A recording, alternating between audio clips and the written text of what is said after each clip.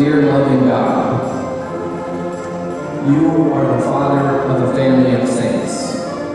Today we remember your son, Saint Aloysius Gonzaga, patron of our school, a young student, a daring healer, an extraordinary model of the man for others.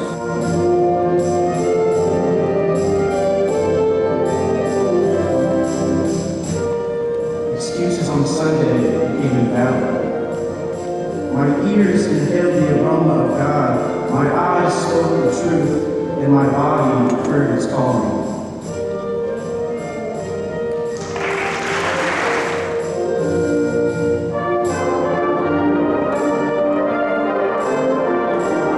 You whose hands, without fear, wrap up the chaos of the world, kneeling to the plague, and your vibrant soul inspires and arbors the youth of today. He says to his parents, I've got to be who I am.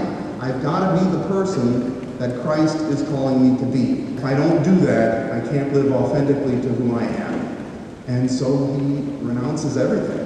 And at age 17, he joins the Society of Jesus.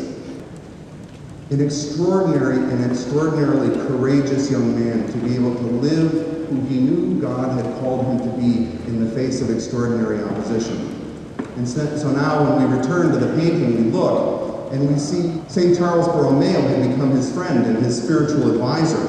So he gets the courage to be the young man God is calling him to be. You can see his parents looking on. His mother supported his decision. His father did not. And if you look closely at the painting, his father's got a look of tremendous concern on his face. But to stand up to that kind of power and that kind of influence in his life and to be who God was calling him to be was truly extraordinary. While everyone's looking at Aloysius, Aloysius is looking at Christ in the Eucharist.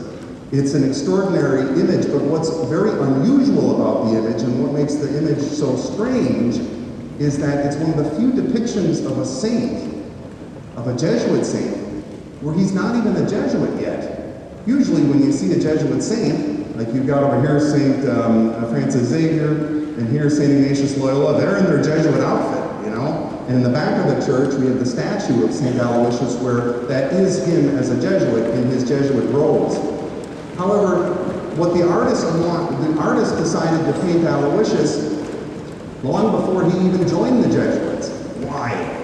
Why did he do that? Well, he actually wanted you guys to see yourselves in that. I think the artist figured that if he painted a Jesuit, you might think, well, he's a Jesuit. But if he painted him as a young man trying to figure out who he was, it might be something that the young men could relate to. And so this is what we see when we see Aloysius, a young man being torn between two worlds, being torn between the identities that people are trying to impose on him and the identity that he knows he's being called to, and on the brink of making an extraordinary decision in his life, a decision to do what he knows God is calling him to do. And so as you look at that painting and you think about who St. Aloysius was, hopefully as you pray you can say, St. Aloysius, please teach me to have the courage to be the man that God is calling me to be.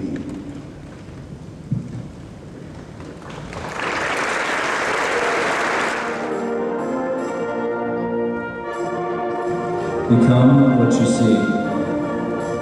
Ascend the stairs to the upper room and listen as he ignites disciples' hearts. Feel what they feel. Go and do. But we can try and find that sweet inner peace by trusting God and resisting the temptation to preoccupy our daily lives with material or fleeting pleasures.